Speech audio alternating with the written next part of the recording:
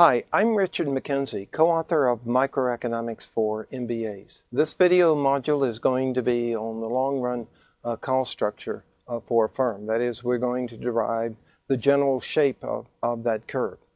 In the previous video module, we were concerned with the short run. That short run, we might remember, had an average total cost curve that looked like this, and it had a marginal cost curve that looked like that. I won't draw in the average variable cost curve because we don't need it in this graph. Basically, we said that a firm's cost structure will look like this in the short run. That is, when in fact it cannot vary at least one input into production. But let's suppose that it can vary its fixed cost. Well, if it can vary its fixed cost in the long run, then you can imagine its average total cost at low levels of production will in fact be higher than they otherwise would. But there can be such a thing as economies of scale that begin to kick in. And as a consequence, we have another ATC and MC curve that looks like these two curves. You can imagine that we would have more possible plant size that can cause a curve to look like this, ATC3, and an MC curve that looks like this. Well, you can imagine that there are economies of scale for a while in production.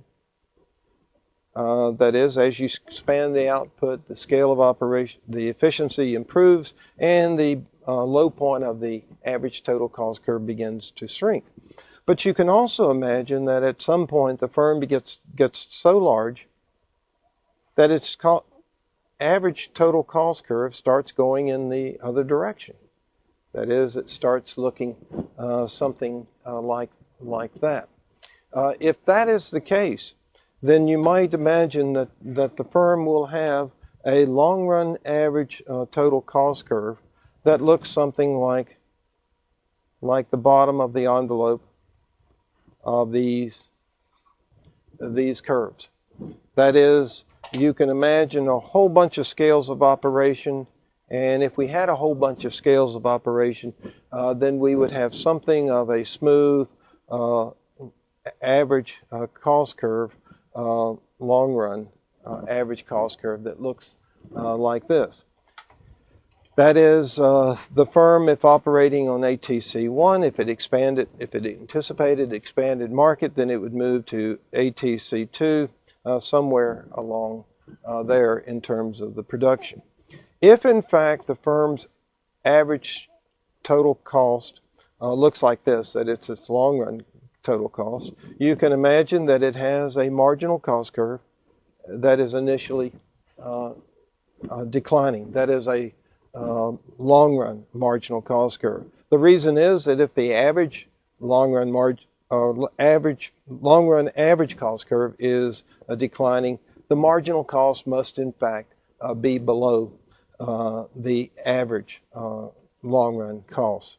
But essentially, sometime, since there is a low point, there's got to be a marginal cost curve that looks like this. That is a long-run marginal cost. So we can, we've now derived the long-run average cost curve and the long-run marginal cost curve. In future video modules, we're going to be talking about the temptation of firms to expand the scale of operation given the price. And we will in fact talk about how in a highly competitive markets, if there are economies of scales to be derived, then firms are going to have to make use of them, or else other firms will make use of those economies of scale. The price will go down and drive firms who do not expand their scale of operation out of business. Thank you for being with me.